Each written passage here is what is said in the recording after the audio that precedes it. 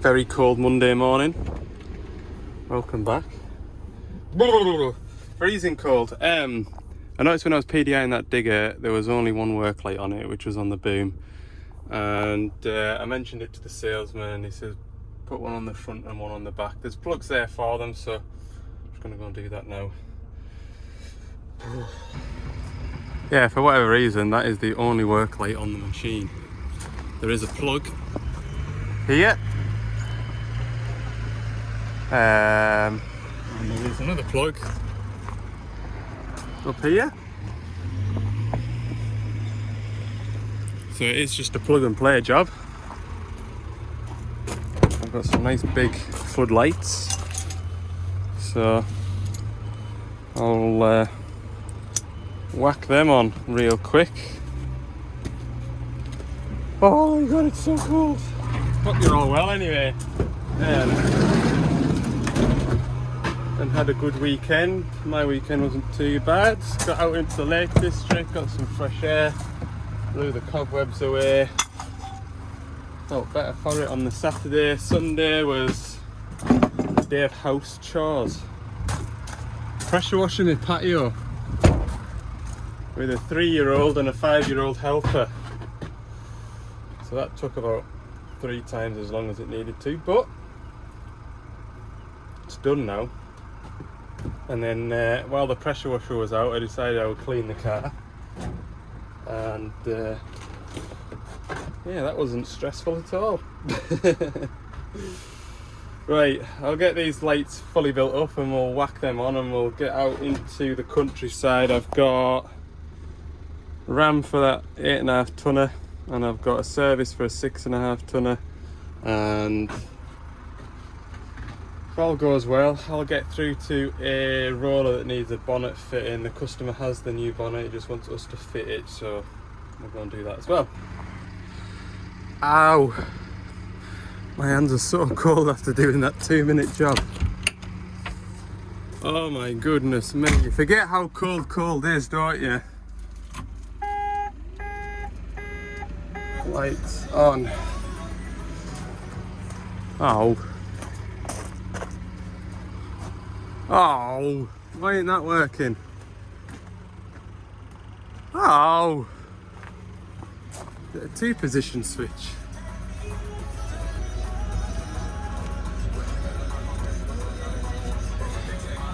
I think the polarity is wrong on the blooming plugs. Oh, that is so annoying.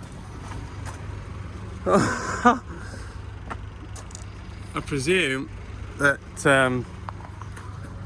the live and the earth are in the wrong position, either on the machine or on the work lights. Ah, that's so annoying. Okay, so I actually had no power at that plug. So I've gone into the machine service menu and then gone into the machine configuration and ticked the box for cabin lamp. Make sure everything else is there, that it's got wiper. Yep, that's all there. Come all the way back out of there. I'll plug it in first. That'd be a good idea. There we go, that was even easier than rewiring a plug.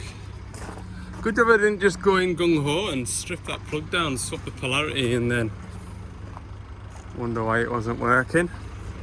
Thought it'd be something like a configuration thing, because this is like a CAN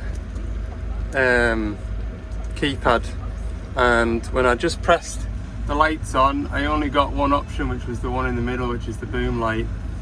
So I can have the front lights on, the rear lights on, or all the lights on. Good. First little problem overcome. Hopefully that's the only problem I'll have today. It's a bit of a funny toolbox, this one to lock. You have to kind of like put your knee on this drawer down here and then shove with your spare hand against these ones. There we go. Is this one locked? No. This one also has seen better days. Especially when you're parked on a bit of a hill. There we go.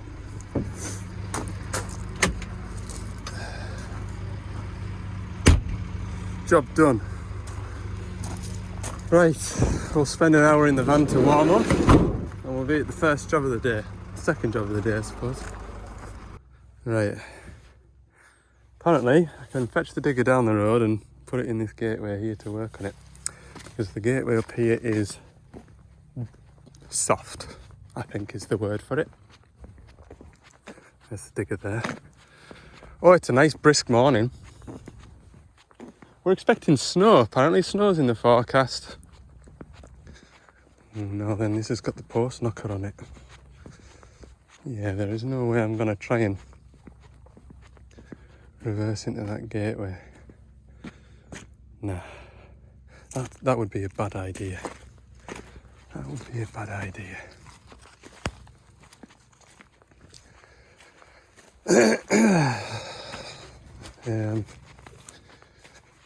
Yeah, I don't want this post knocker on, do I? No.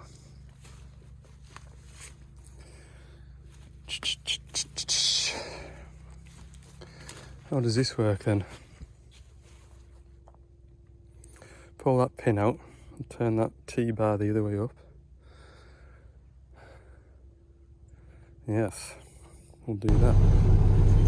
Well, that went well. Right, I'll head for the van. What are the rules about tracking a vehicle down the road like this? I'm sure it'll be fine. Private road this, if anybody wants to know. Private. Okay, so quick refresher about this hitch. It's been a bit of a pain in the backside to sort, to be honest. About 2 months ago I came to it because the jaw here wouldn't stay open to allow him to swap attachments. And what we did was we blanked off these pipes and the ram was still creeping, so there was internal leakage inside the ram. Bit of age about the hitch, so we thought we'll get a seal kit for it. That seal kit took about 2 weeks to turn up. Went out to fit the seal kit, got the ram stripped out and found that the cylinder of the ram was damaged, as was the piston on the end of the rod, so we've got him a new ram. That ram has taken about 3 weeks to turn up, so here's the new ram. We'll have a look at this first before we go any further. There we go, that looks correct. So yeah, there's nothing pleasant about stripping these hitches down, I've found. The smaller they are, the fiddlier they are as well. So yeah, we're going to have to go a couple of steps further than we did last time. It was a bit of a fight just to get the ram disconnected so that I was able to strip it down on the hitch. Whereas now we're going to need to remove it all, and it's a bit of a fight, I'm not going to lie to you. Can't just remember how it all comes apart. But I know for a fact, first things first, is to get them 2 roll pins out of there. That'll release the jaw from the ram. And then I can let go of me ratchet strap. And then all this lot will have to be stripped out. I think once I've got those roll pins out, the easiest thing to do will be to take the hitch off the machine and put it on the bench and muck about with it in the back of the van. Don't think I made much of a mess coming down the road, did I? Nah. I waited till I got out onto the tarmac before I spragged round, and I didn't fetch any muck onto the road. I'm considerate that way, I like. Not that I tracked it on the road, it's a private road, remember? Private road. Right. Okay. Punches. Okay, so by having a look at what a new one looks like, managed to work out how to get the old ones out. So what I did was I used this broken pick to pry down on that, and then this 90-degree one to flick it out of here and here. So now there's nothing in my way to stop this from coming out, apart from these. It's gonna come like these rubber bungs here. Don't want to lose them. The other one's fallen out somewhere. I'll find it. I've got a repair kit here. He was wanting the blue spring that goes in the centre here. Of course, you can't just buy a spring and all the right bits. You have to buy a whole repair kit for it, which we've not long done. So he's saying just to leave that. That's all out. Marvellous. Oh, there's the rubber, look. So I think, when I come to put it back together, we'll let this ratchet strap off, let that jaw sit all the way down out the way.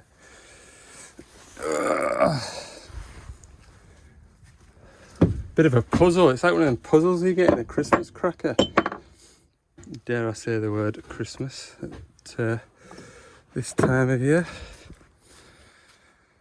Whew. Oh well, we're plain sailing now. 2 pipes off and fit the new one. There we go.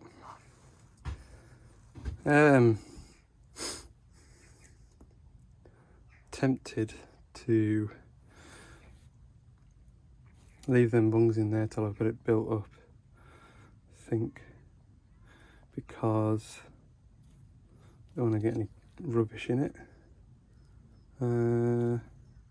I'll crack them off and then they're not so tight. Going well. Got these bits back in. They're a little tinker to do. What I found was compress the spring with a set of needle nose vice grips, wherever I've thrown them to here. So I like push down with them, compress it and clamp it, and then get it in and down and release it, and it shoots up into the gap that it's designed to sit in.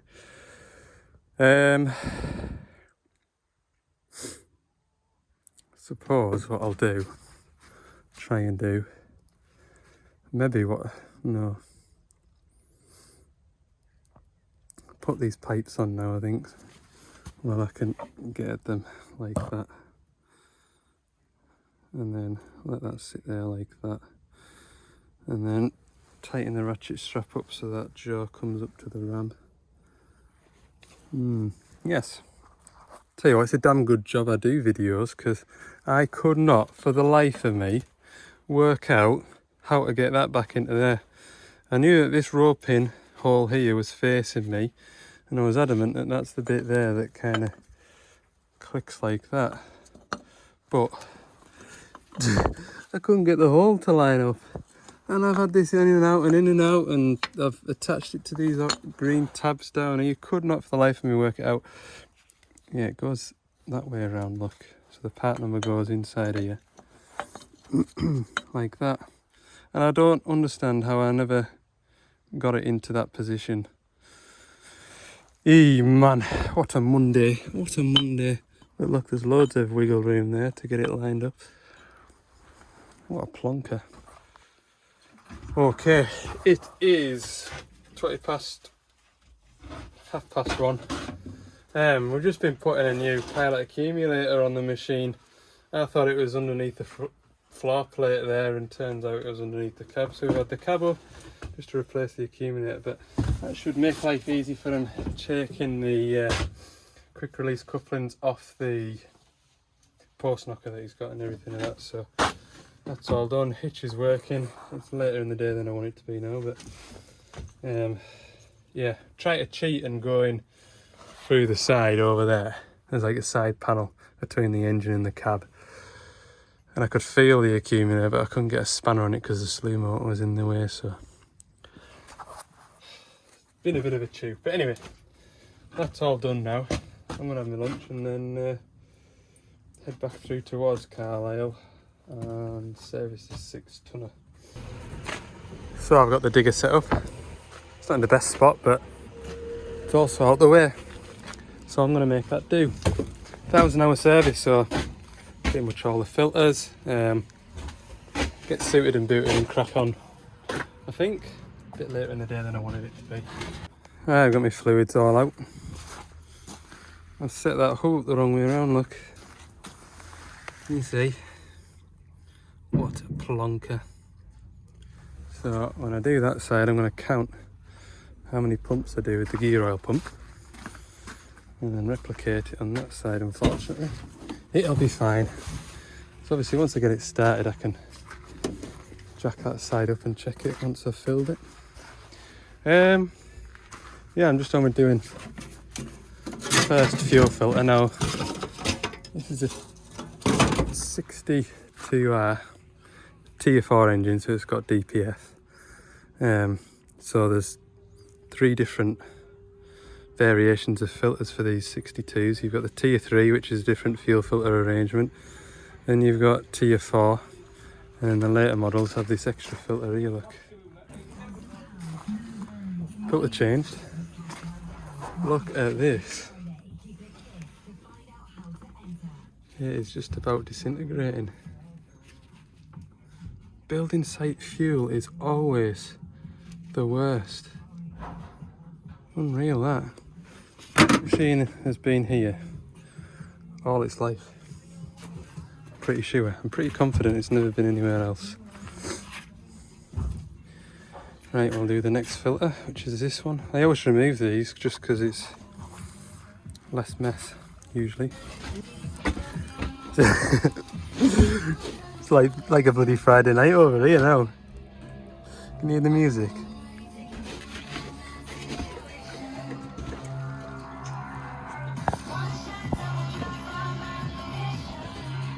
I'll be very upset if I get a copyright strike for filming this now. Next fuel filter. This is the one that normally gives a load of stick, but because we've got the first filter now, this one's well, fairly clean. So that's good. Get this one on. Better switch this off before there's any tears.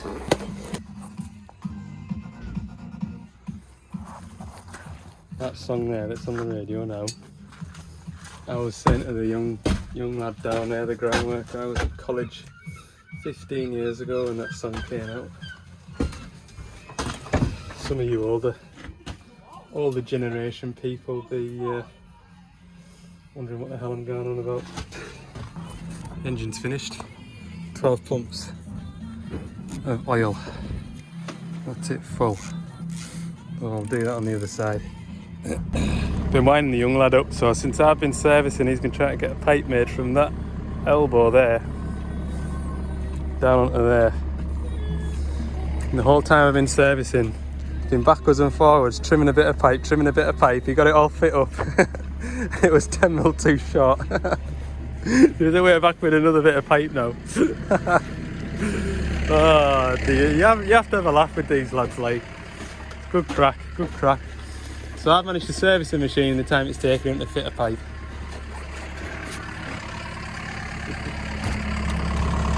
Hey man. Nothing leaking. Wonderful. Hey, you see that house there in the middle on its own? 2-bed detached. That is £99,000, right? And he was telling us, he's come back with another bit of pipe, look. And it's still too short. And I said, that house there will be 100 grand by the time you get the right size pipe fitted to it. Oh, bless him. Just a young lad, like. That's his 4th bit of pipe now he's tried to get in there. But at least he's trying to get it right, like. He could have just banged that short bit of pipe in, fill that hole in and clear off. But at least he's trying to make it right. Oh dear, right, I'm packing up now. Really? Right, I'll see you later. Do you know about the 400 grand I'm giving away on Friday? If not, it's coming next. Oh dear. Oh, hang on.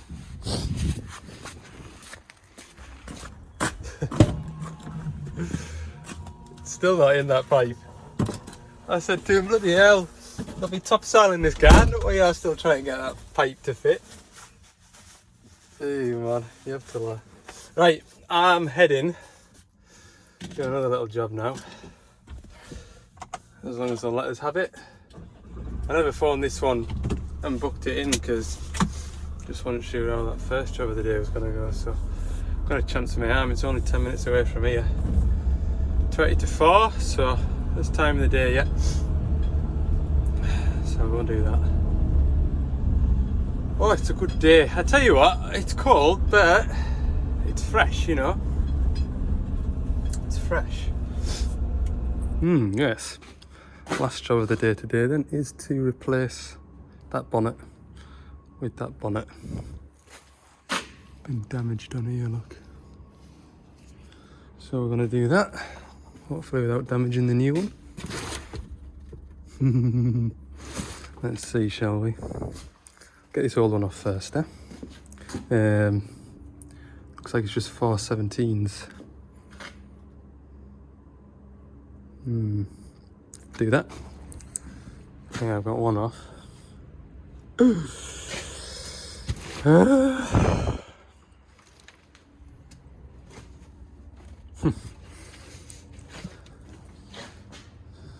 doesn't have that catch on.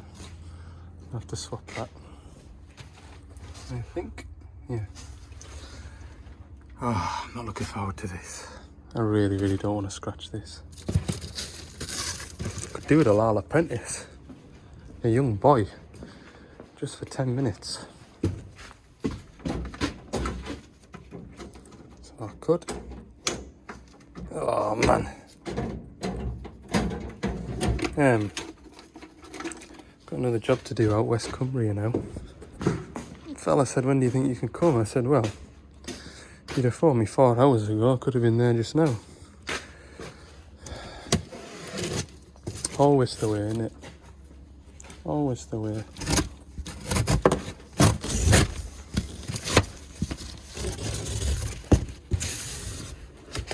I really don't want to mark this. Well, that was a tiny bit stressful.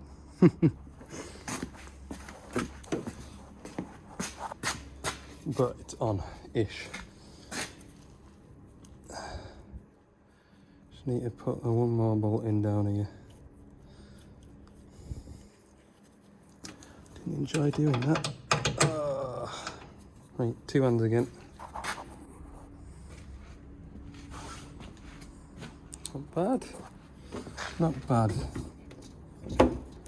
Lift the bonnet up, it doesn't catch.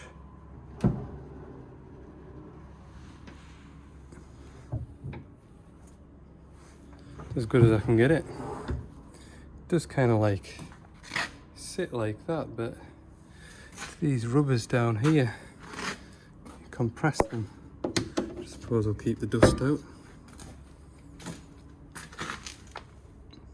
Yeah, you can see these rubbers down here are fairly compressed.